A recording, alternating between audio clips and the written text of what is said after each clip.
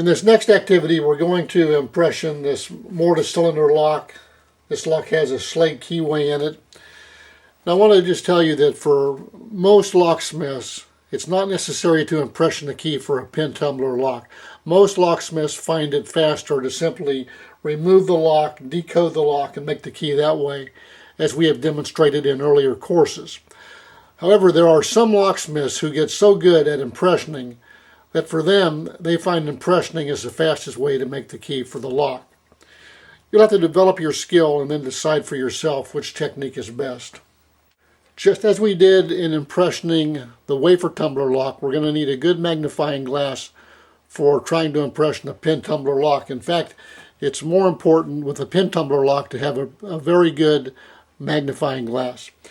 Today they have a number of magnifying glasses on the market that do not cost much, and they have little LED lights in them. I find this very helpful, especially with pin tumbler locks. So if you can get a hold of a nice lighted magnifying glass, you might find that you can more effectively impression the key. You will also find that it's easier to impression basically any key if you have a code machine.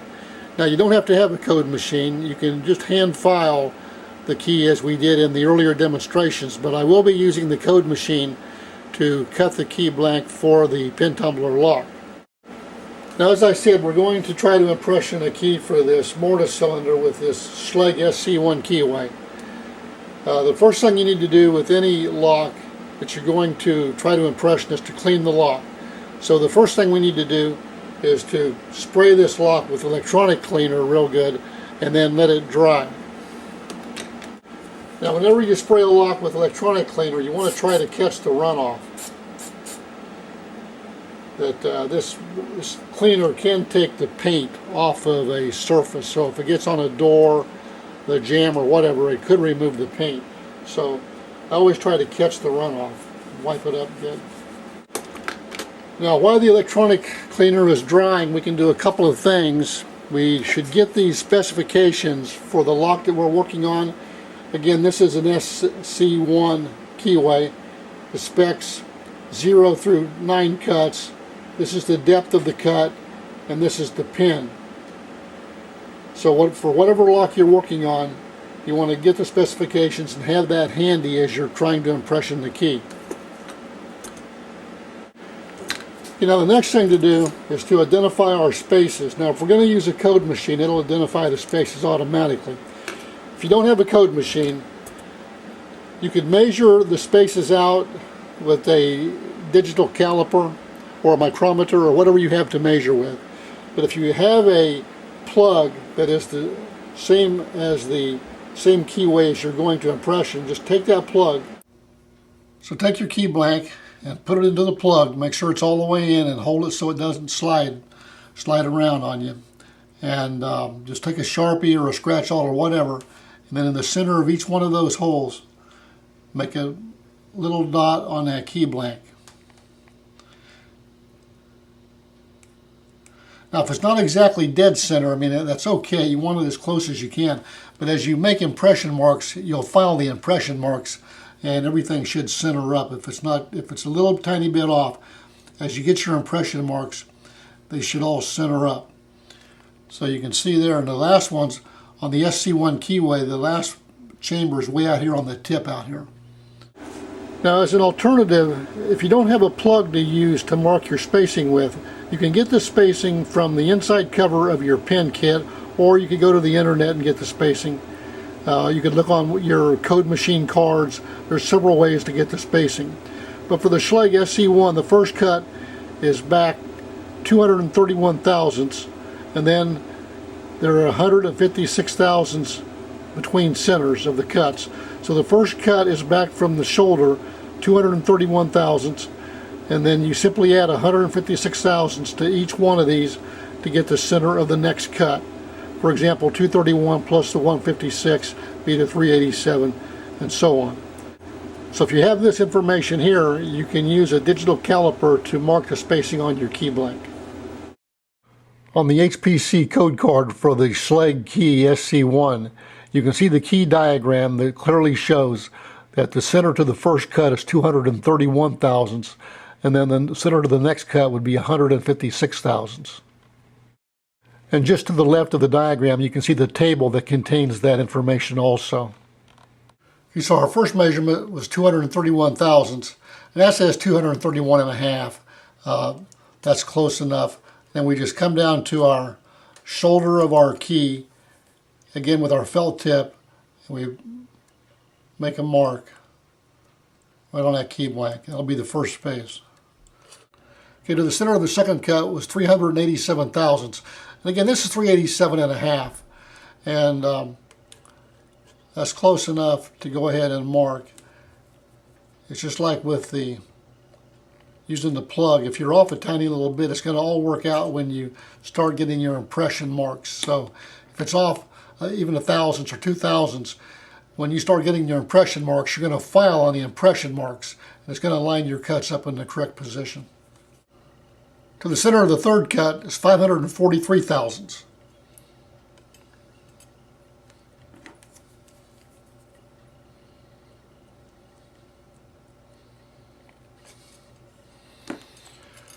Okay, so I think you see how to do that, and I'm not going to waste any more video time on showing how to do this. Just go ahead and measure out each one of your cuts so you know where the center of the cut is on the key. Now the next thing we need to do is to take it down to a number 1 cut. It is true that with Schlage the lowest cut is a 0 cut, but it is very rare to find a 0 pin. So I cut the key to a number 1, 320 thousandths is the depth of the cut.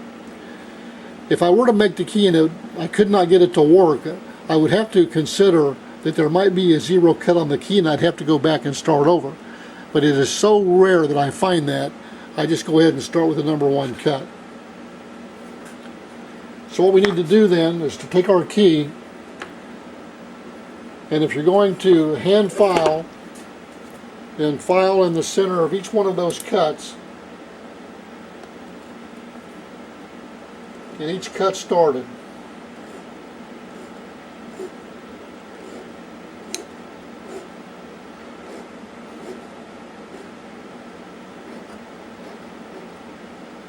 And it's a good idea to check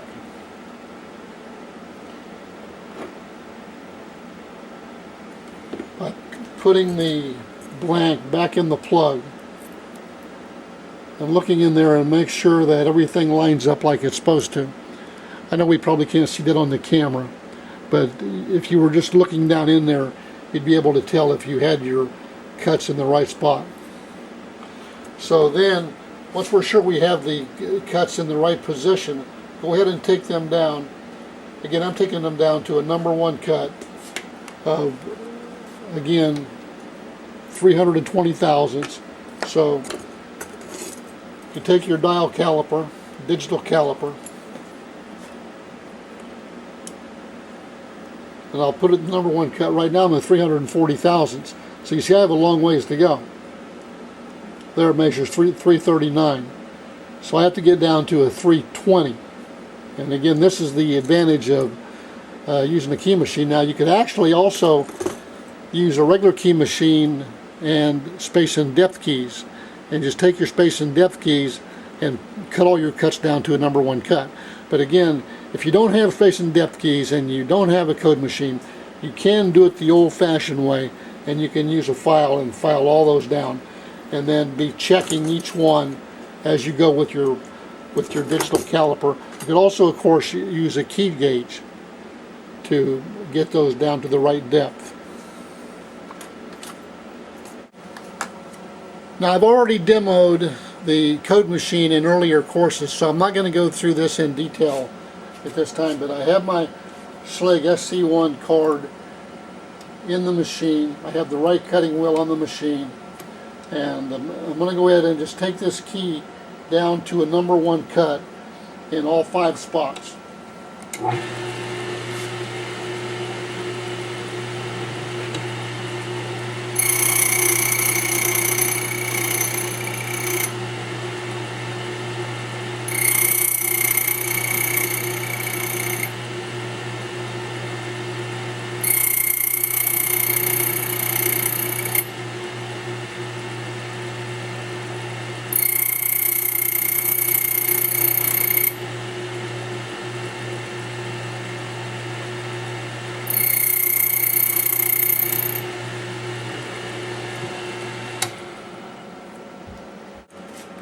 Now it's always a good idea to take a digital caliper and check your cuts that you put on your key.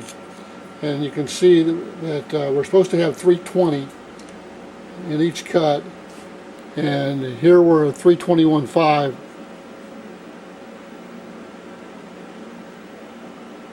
If I get the key turned straight up and down, you can see it's at 320. So the key machine is cutting right onto the correct cut. But if you're having trouble at all in impressioning, always check with your digital caliper and make sure that you know exactly what the depth of the cut is that you're working on. If you're using just small vice grips, which I'm going to be using today, it's helpful to cut out this little piece on the end of the key so that the vice grips can slide further up on the key. There's a part on the vice grips here that will keep the key from coming up as far as we need it to come for the technique I'm going to use. So just get a pair of cutters, and you can use a Dremel, a hacksaw, whatever kind of pliers you have or cutters you have, and cut that little space out of the end of the key. When we put the vice grips on the key blank, we want to put it so that the tip of the vice grips are just about to the start of this groove right here, this V groove that is in the key blank, and about 1/4 of an inch back from the shoulders of the key.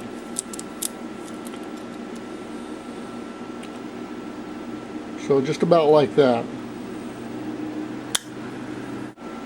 And since we cut that notch in the end of the bow, the key blank will slide back in so we can get the right spacing on that. Now the next thing to do is take your impressioning file and just lightly brush each of the cuts.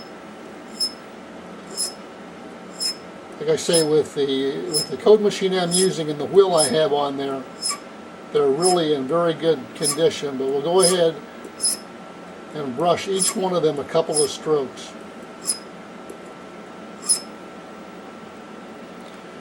And now we're ready to try to get our first impression marks. Now before we put the key blank into the lock, we want to study it really well. Take the magnifying glass you're going to use and just study the key blank so that you can see exactly what marks are on there before you put the key into the lock.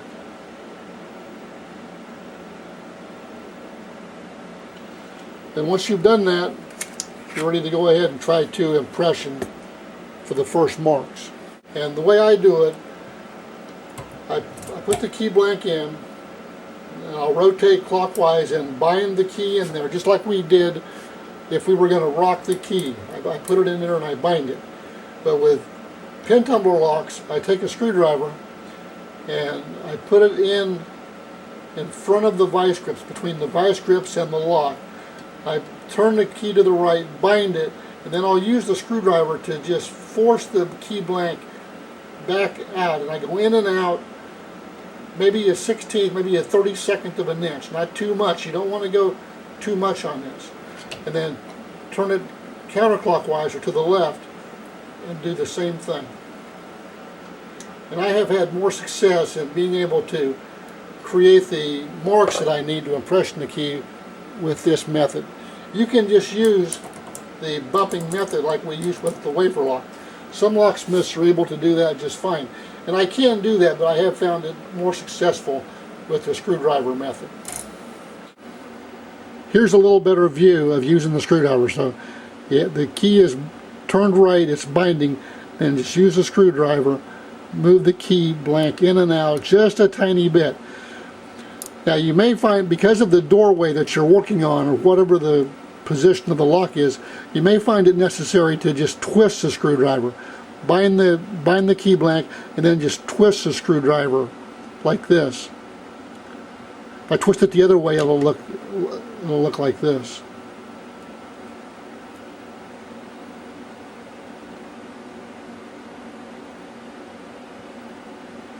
Then go the other way. Twist.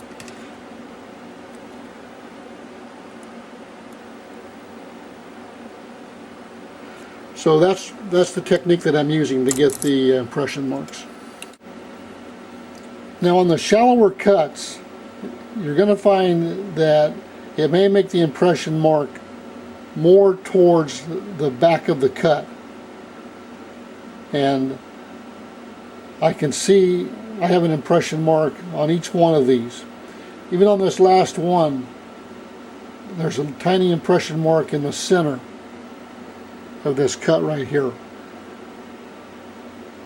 Okay, we have marks in all 5 spaces from that technique that we used. And I'm going to try to get a better close-up of this, but there are marks in all 5 of the spaces. Here's a close-up showing the impression marks on 2 of the spaces.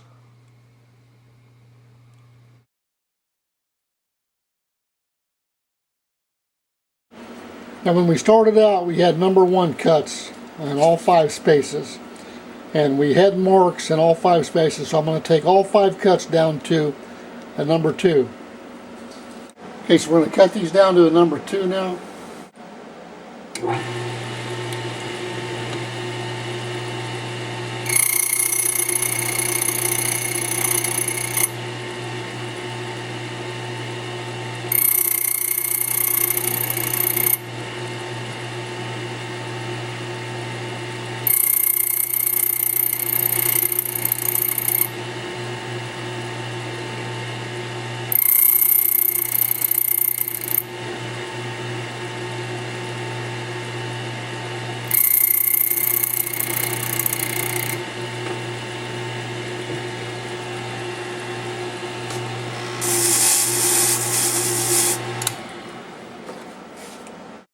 I'm not going to use any more video time now showing the key machine. Just know that when I'm cutting the key down to the next depth, I'll be using the HPC code machine to do it.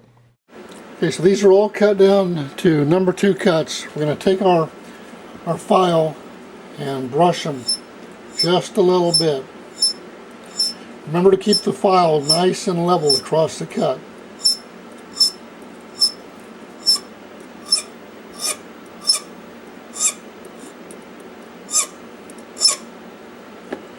And we're going to study the key. Use our magnifying glass to study it.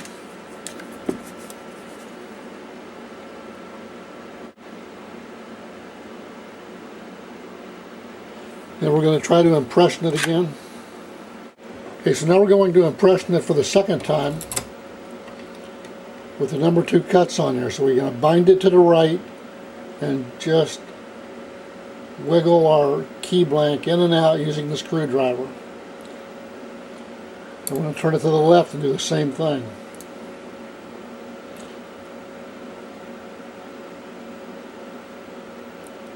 We'll go back to the right, to the left. Then we're going to look for more marks again now. Okay, so again I see marks in all 5 of the cuts. Okay, you can see that with all of the cuts cut down to a 2, that we still have impression marks in all of these spaces. And I think you can see every one of them. The one on the very tip is just that. It's right on the very tip. There is a mark. Here is a close-up of one of the impression marks in one of the spaces. All 5 spaces are marked like this. So I'm going to go ahead and cut these down to a number 3 cut. Okay, we cut everything down to a 3.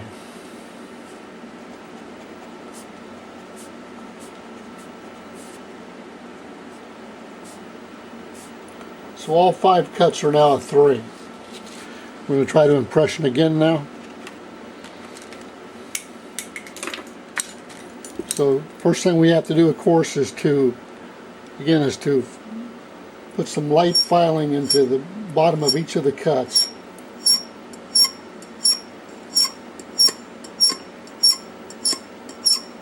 You don't want to take them too deep, obviously. Just light file marks.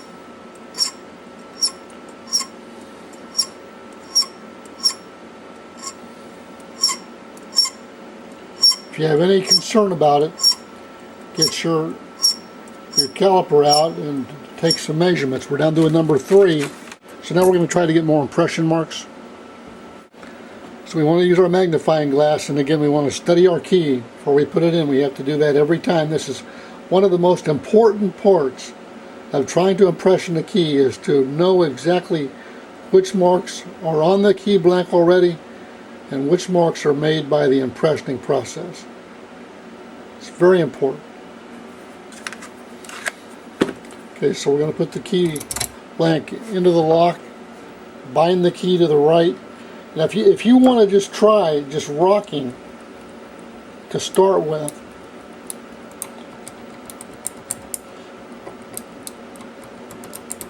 that might work good for you, and sometimes it'll leave a real good mark without using the screwdriver, so it never hurts to try that. Let me look and see if we have anything.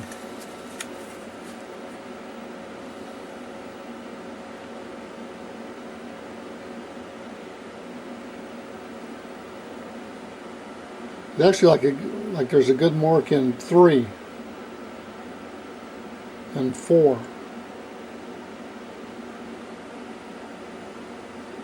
I see a mark in 4 already. 3. But I'm going to go ahead and see if I can get better marks with a screwdriver technique. So binding to the right, very tiny movements. And to the left.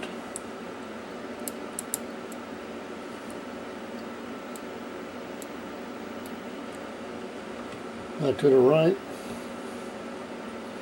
And to the left. They actually used to make a tool that would do this for you. I don't know if they still make it or not, but there was a company that made a tool that would hold the key, and you would turn the tool, and it had a handle. You would squeeze a handle and it would move the key blank back and forth like that for you. And I'm going to look at the blank again.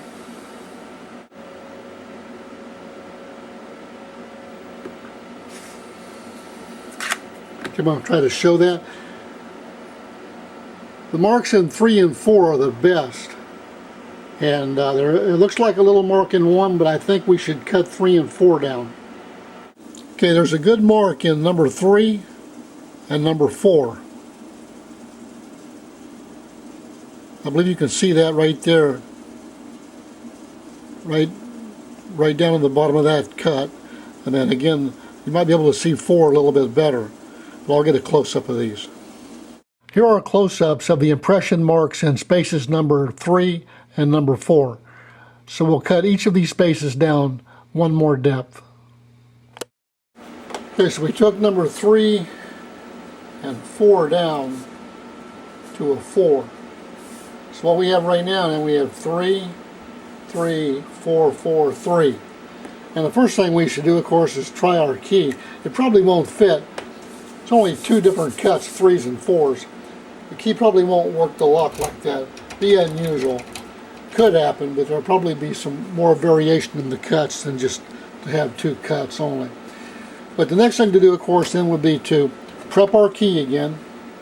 Prep the key, study the key, impression the key, just like we've been doing.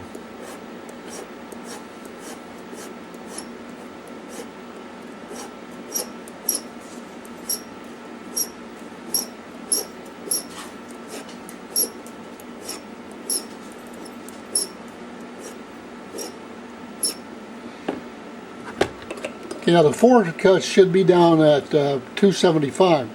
So again, if we want to check those, and you can see that one there is measuring 274.5. So we're right at the 275, which we should be for our number 4 cuts. We want to try to put the key blank back into the vice grips and try for more marks. Okay, so bind the key to the right.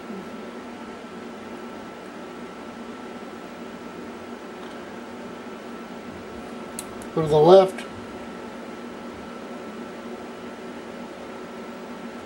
Back to the right. To the left.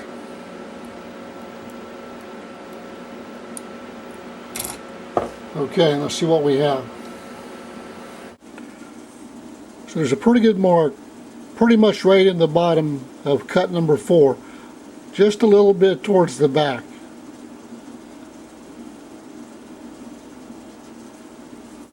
Here I am zooming in on the impression mark in space number 4.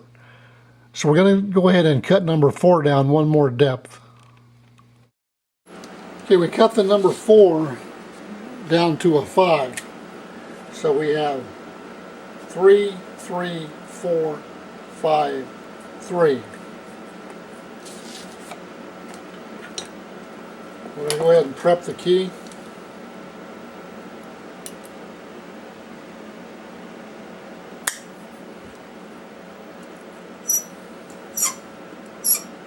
The only other place I saw a mark was in number 1, but it wasn't nearly as good as number 4.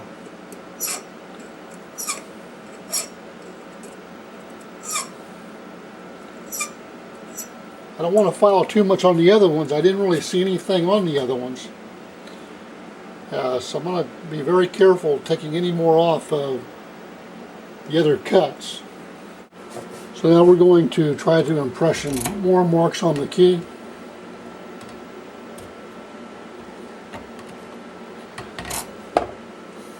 Again, I have to reset the blank. I got it a little too far up into the vice grips. Okay, so I'm going to bind the key to the right.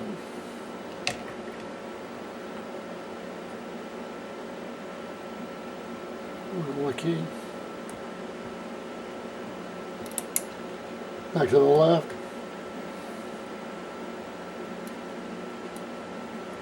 To the right.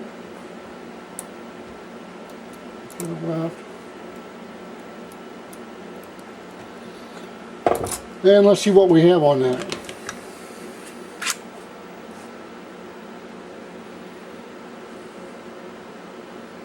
Okay, there's definitely a good mark on 1.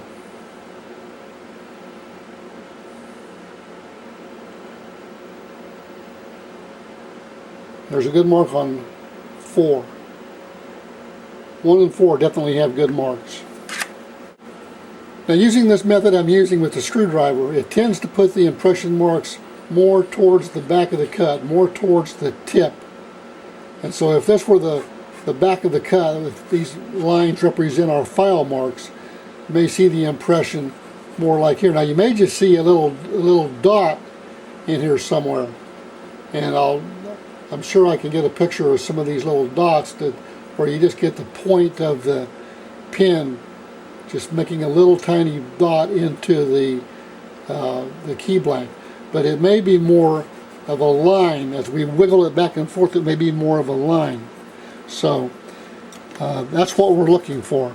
But we definitely have good marks on 1 and 4. There's a pretty good mark in the bottom of cut number 1.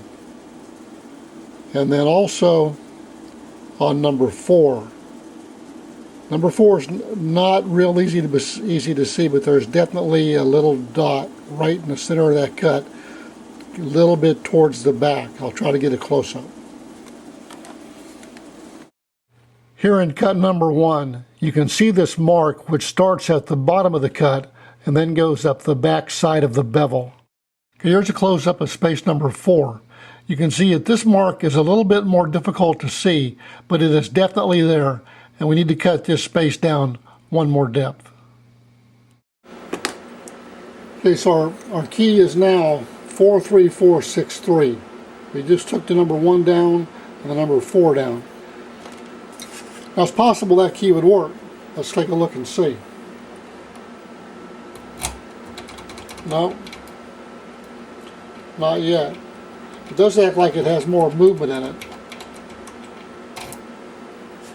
But we'll need to continue on with impressioning this. So we put the key back in the vice grips and get it set about right. And I'm going to file a little bit, just some marks in 1 and 4.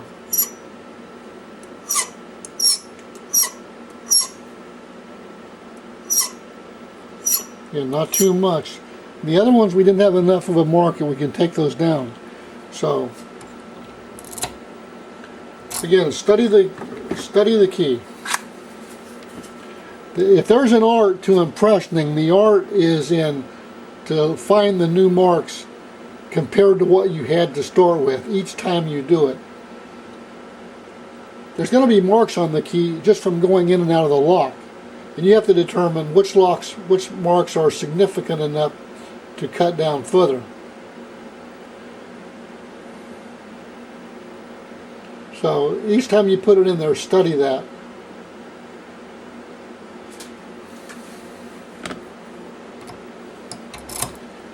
Okay, so I'm going to bind the key to the right, move it with the screwdriver to the left,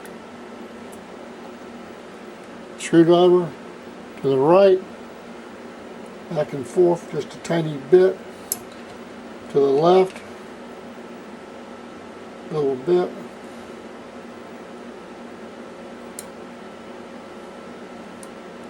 Let's see if we have any marks, any new marks.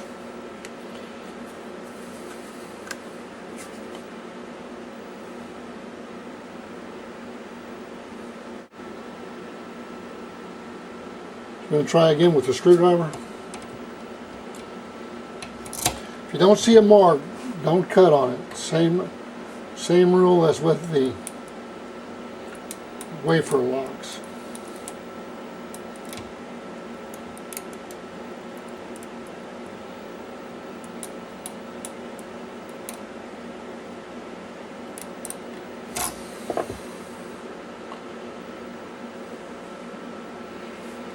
I'm going to just put this in front of this. I have a pretty bright light overhead. I'm going to just use that and look for a minute.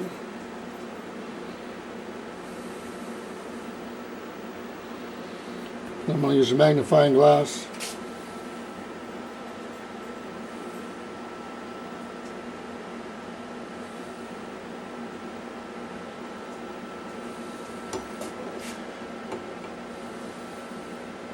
I'm going to put it on the edge of the vise here and just roll it a little bit. Okay, I see a mark on 1. So we have this cut down to a 4 now in the number 1 space, and we can see that it has marked again. And again, it's the only one that's marked. Now here's a real good impression mark in space number 1. We already have this down to a 4, so I'll go ahead and cut this down to a number 5 cut. Okay, so we're down to 5 on the first cut. We got 5, 3, 4, 6, 3. We can take our key and see if it'll work the lock. No, not yet. Take our vice grips, put it back in our vice grips, get it set about right. And we need to file. And the only one we're working on right now is number 1. I'm going to just add some file marks to number 1. I'm going to look at that again. I'm going to look at the whole key blank now, not just number 1, but again, trying to really study and recognize which marks are on there at this point. There is a little mark on this tip,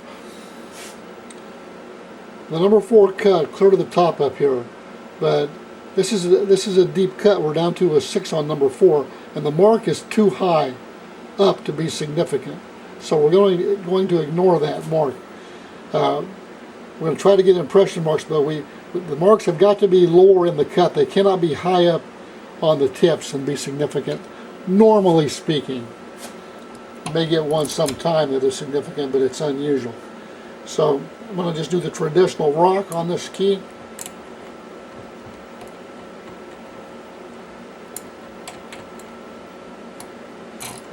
Then I'm going to look at it. Okay, well, just doing that, I see a mark on number 1. There's a new mark there. Okay, so this is cut down to a 5 in this number 1 space, and you can see that it's marked again here. And it's the only good mark on the key blank, so we need to take this down to a 6. Okay, here again is a close-up of space number 1, and we can definitely see the impression mark right in the center of the cut. Okay, so what we have now, we just cut the number 1 down to a 6. We got 6, 3, 4, 6, 3. And let's see if this key will work. No, it's not ready yet. Give it a good try. Alright, so we need to again put some file marks in the number 1 cut. Now I'm going to just touch up on just a little bit of touching up on the other ones. Put that back into the vice grips.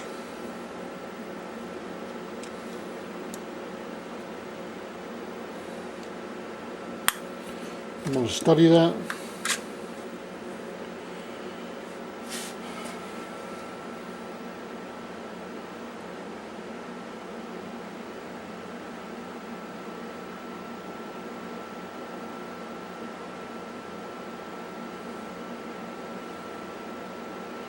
I see a mark here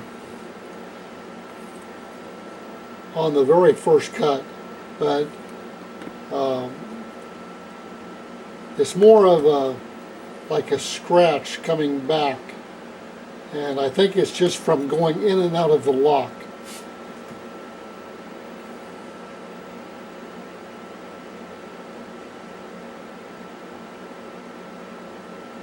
I'm going to go ahead and just take that down a tiny bit. Take that scratch off of there and see. Same thing on the, I see a scratch on the number 4 cut. I'm going to take those down, get those scratches off there. Hopefully we didn't take it down too low.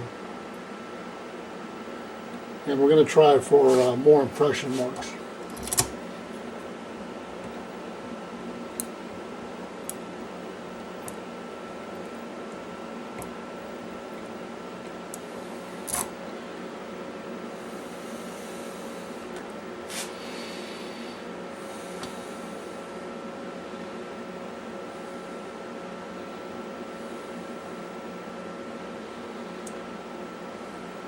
There's a very tiny mark in one.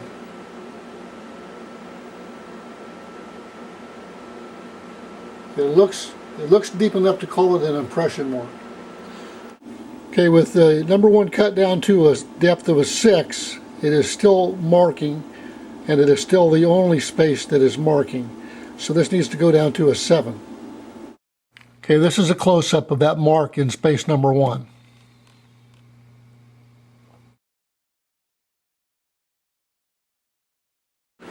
Okay, so this is the cuts of the key we have at this time, 7, 3, 4, 6, 3. The only one that we've moved for quite a while is the number 1 cut. So first off, we want to check and see if it'll work the lock. Now, it does seem like we're getting closer. It seems like there's more movement in the plug. So we have to, same process, put the key back into the vice grips. We're going to put some file marks on number 1.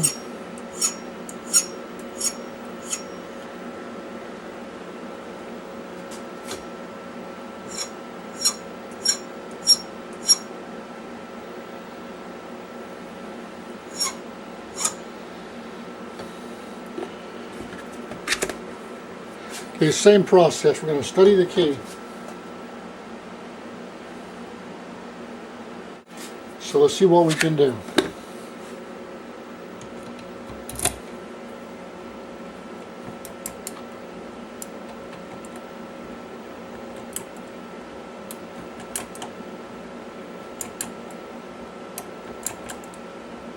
Okay, let's see if that left an impression. Looks like there's a mark in one. Use a screwdriver.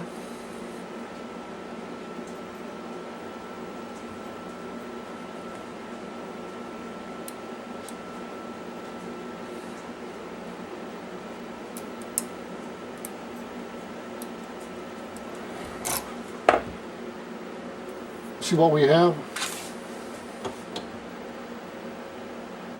Okay, we still have a mark on the number 1 cut. This is a 7 cut already, and it needs to go down to an 8. And again, it's the only significant mark on the key blank. Here's a close-up of the new impression mark in space number 1.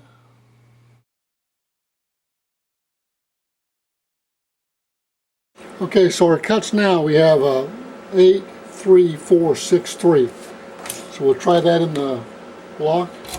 Okay, that's the cuts to the key. See, it turns that smooth. Very smooth. Of course, we're using the code machine to get the right depth. So it's just a matter of knowing what to cut it down to, but we have a working key there, 8, 3, 4, 6, 3. In this demonstration, to save time, I started the process with the number 1 cut, not the 0 cut. That usually works with the Schlage locks, but one should normally start the impressioning process with the lowest cut. When using the extracting method, pull the blank out about 1/16 of an inch. The marks tend to appear on the lower back bevel of the cuts, but you should file straight down in the center of the cut. Using space and depth keys or a code machine will greatly improve the chances of success.